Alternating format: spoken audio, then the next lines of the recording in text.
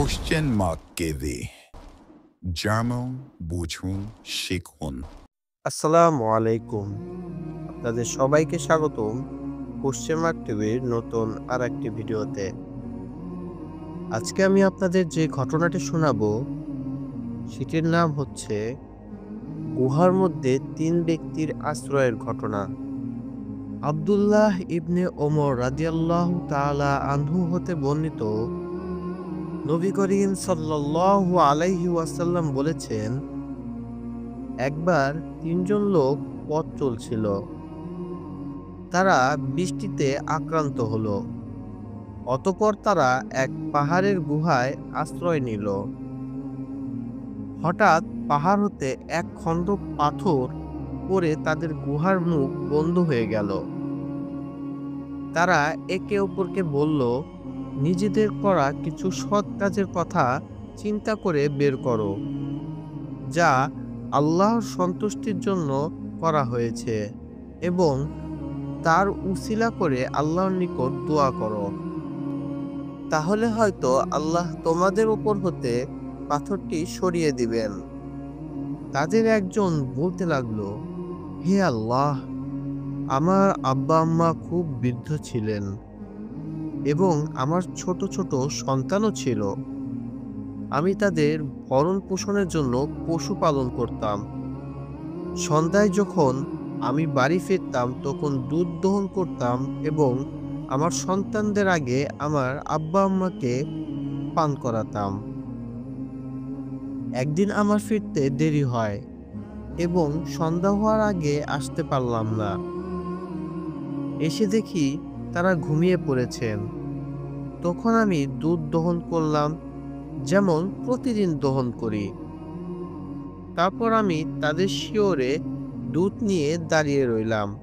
তাদেরকে জাগানো আমি পছন্দ করিনি এবং তাদের আগে আমার বাচ্চাদেরকে পান করানো অসঙ্গত মনে করেছি। অথচ বাচ্চাগুলো দুধের জন্য আমার পায়ের কাছে পড়ে কান্নাকাটি করছিল। এভাবে ভোর হয়ে গেল। হে আল্লাহ, আপনি জানেন, আমি যদি শুধু আপনার সন্তুষ্টির জন্য এ কাজ করে থাকি, তবে আপনি আমাদের হতে পাথরটা খানিক সরিয়ে দিন, যাতে আমরা আসমানটা দেখতে পাই। তখন আল্লাহ পাথরটাকে একটু সরিয়ে দিলেন এবং তারা আসমান দেখতে পেল। দ্বিতীয় ব্যক্তি বলল, হে আল্লাহ, আমার এক চাচাতো বোন ছিল। পুরুষেরা যেমন মহিলাদের ভালোবাসে, আমি তাকে তার চেয়ে অধিক ভালোবাসতাম। একদিন আমি তার কাছে চেয়ে বসলাম, অর্থাৎ খারাপ কাজ করতে চাইলাম, কিন্তু সে অস্বীকার করল, যে পর্যন্ত না আমি তার জন্য 100 দিনার নিয়ে আসি। পরে চেষ্টা করে আমি তা জোগাড় করলাম এবং তার কাছে এলাম। যখন আমি তার 2 পায়ের মাঝখানে বসলাম, অর্থাৎ সম্ভোগ করতে তৈরি হলাম, তখন সে বলল, হে আল্লাহর বান্দা, আল্লাহকে ভয় করো, অন্যায়ভাবে পর্দা ছিঁড়ে দিও না, অর্থাৎ আমার কুমারীর সতীত্ব নষ্ট করো না। তখন আমি দাঁড়িয়ে গেলাম। হে আল্লাহ, আপনি জানেন, আমি যদি শুধু আপনার সন্তুষ্টির জন্য এই কাজটি করে থাকি, তবে আপনি আমাদের জন্য পাথরটা সরিয়ে দিন। তখন পাথরটা কিছু সরে গেল। তৃতীয় ব্যক্তি বলল, হে আল্লাহ, আমি এক ফারাক চাউলের বিনিময়ে একজন শ্রমিক নিয়োজিত করলাম। যখন সে তার কাজ শেষ করলো, আমাকে বলল, আমার পাওনা দিয়ে দাও।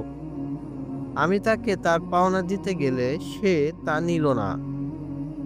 আমি তা দিয়ে কৃষিকাজ করতে লাগলাম এবং এর দ্বারা অনেক গরু ও তার রাখাল জমা করলাম। বেশ কিছুদিন পর সে আমার কাছে আসলো এবং বলল, আল্লাহকে ভয় করো, আমার মজুরি দাও। আমি বললাম, এই সব গরু ও রাখাল নিয়ে নাও। সে বলল, আল্লাহকে ভয় করো, আমার সাথে ঠাট্টা করো না। আমি বললাম, আমি তোমার সাথে ঠাট্টা করছি না, এগুলো নিয়ে নাও। তখন সে তা নিয়ে গেল। হে আল্লাহ, আপনি জানেন, যদি আমি আপনার সন্তুষ্টি লাভের জন্য এ কাজটি করে থাকি, তবে পাথরের বাকিটুকু সরিয়ে দিন। তখন আল্লাহ পাথরটাকে সরিয়ে দিলেন।